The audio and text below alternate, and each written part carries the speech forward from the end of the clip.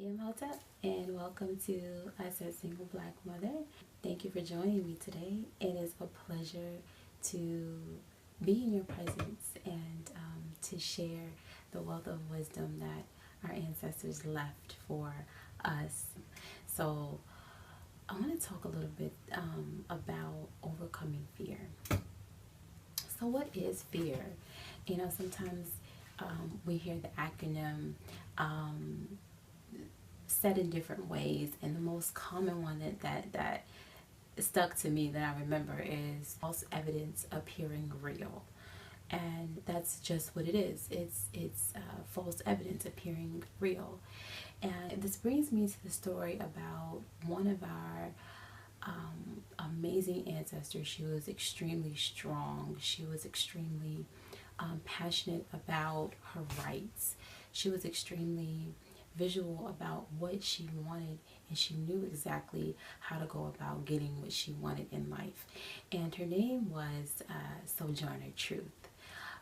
Sojourner Truth was born as by the name of Isabella, which was her slave name before she changed it after she got her freedom.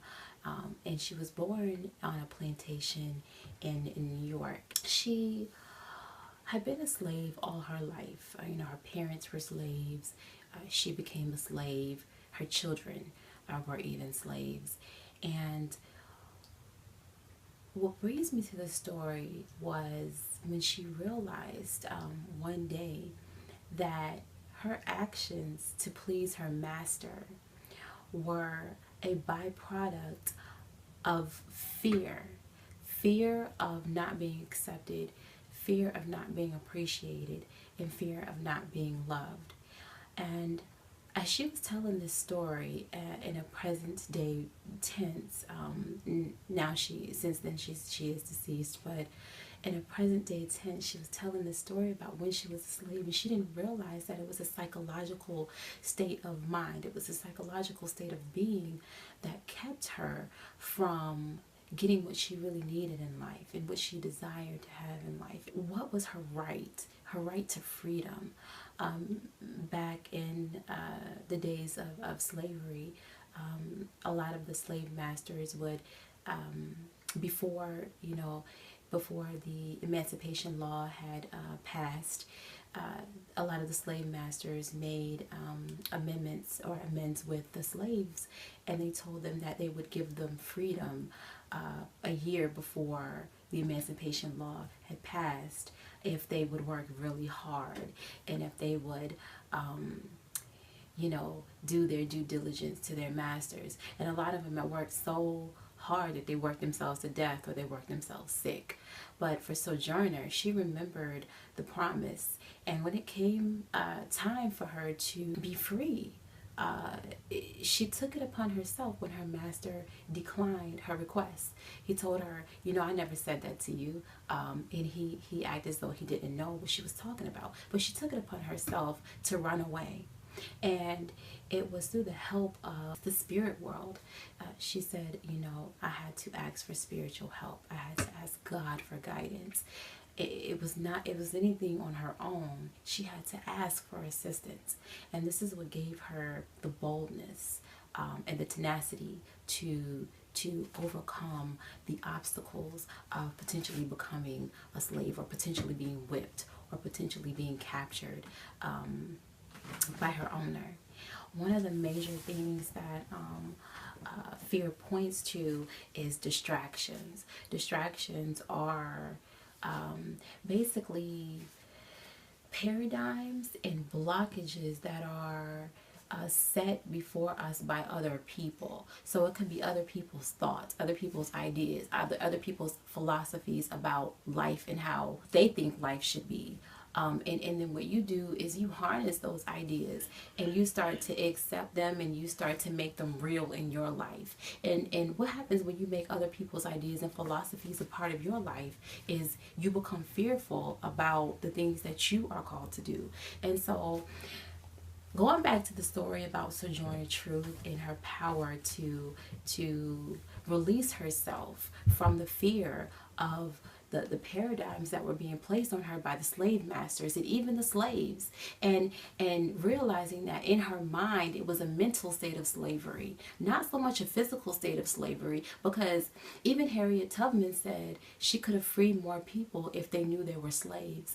So I wanted to just, talk about the power of overcoming fear today, and realizing that, putting those paradigms and putting those thoughts and philosophies that are set by other people, put them to the back. Actually, Simone Fusome says in her book, we have to evaluate what place these ideologies come from.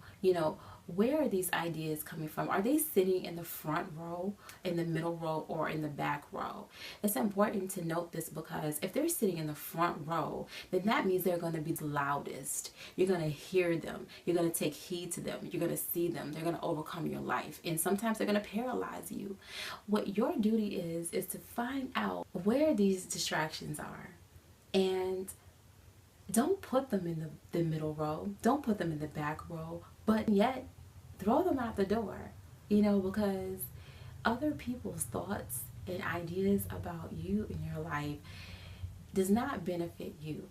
So it could be something as simple as the fear of wanting to change your diet, or wanting to change your hair as far as going natural, or wanting to start to dress more ethnic, or changing the way your children do things, maybe homeschooling or anything like that. So whatever it is that you desire to do in life, just know that you have the power within yourself to move in those paradigms and shift your mindset, to take yourself out of a mental state of slavery and paralyzation, and wake up yourself and awaken something that's deep within you. Build a palace within, build a castle within. And I always tell my daughter this. I always say, find that place within yourself, find a home and build that place within yourself, and no one can remove you, and no one can take that from you. No one can take those valuables from you. So I hope that this message has inspired you to find a place within yourself where you can start to work through those barriers and those challenges that are keeping you in fear of moving forward in life.